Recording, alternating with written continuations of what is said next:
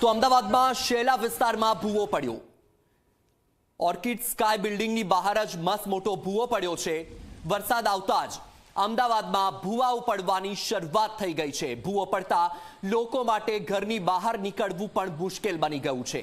અમદાવાદના શેલા વિસ્તારના દ્રશ્યોમાં તમે જોઈ શકો છો કે ઓર્કિડ સ્કાય બિલ્ડિંગની બહાર જ આ મસ્ત મોટો ભૂવો પડ્યો। હજુ તો સિઝનનો પહેલો વરસાદ અને પહેલા વરસાદમાં જ ભૂવાઓનું સામ્રાજ્ય હવે સામે આવશે તેવો અંદાજો આપણે લગાવી શકીએ, કારણ કે પહેલા વરસાદમાં જ આ ભૂવા પડવાની શરૂઆત થઈ ગઈ। હજુ તો એક સપ્તાહ નથી થયો, અમદાવાદના અનુપમ વિસ્તારમાં પણ મસ્ત મોટો ભૂવો પડ્યો।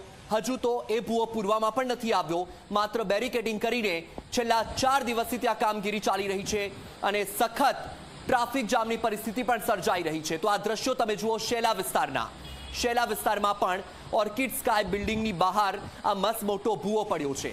અમદાવાદના જે લોકો છે તેમને ખબર જ છે કે પહેલા વરસાદની સાથે આ જ પરિસ્થિતિનું નિર્માણ થવાનું છે, કારણ કે દર વર્ષે આ જ પરિસ્થિતિ સર્જાય છે। દર વર્ષે તંત્ર એક જ વાત કરે છે કે કામગીરી કરવામાં આવી રહી છે, પ્રી મોન્સૂન પ્લાન ઘડી કાઢવામાં આવ્યો છે, યુદ્ધના ધોરણે કામગીરી થઈ રહી છે, પરંતુ જેવો વરસાદ આવે અને એ કામગીરીનો ફિયાસ્કો થઈ જાય છે। પહેલા જ વરસાદમાં પાણી ભરાવાની પરિસ્થિતિ, ભૂવા પડવાની શરૂઆત થઈ જાય, ખાડા રાત સામે આવે, જ્યાં જુઓ ત્યાં અમદાવાદનો કોઈ વિસ્તાર એમાંથી બાકાત રહેતો નથી, ભલે ને પછી અમદાવાદનો પોશ વિસ્તાર કેમ ન હોય। શેલા વિસ્તારના દ્રશ્યો તમે જુઓ, બિલ્ડિંગની સામે બસ મોટો આ ભૂવો પડ્યો છે। હજુ તો સિઝનનો પહેલો વરસાદ, હજુ તો આજથી જ સારો એવો વરસાદ અમદાવાદમાં પડી રહ્યો છે અને પહેલા વરસાદમાં જ આ પરિસ્થિતિનું નિર્માણ થયું છે।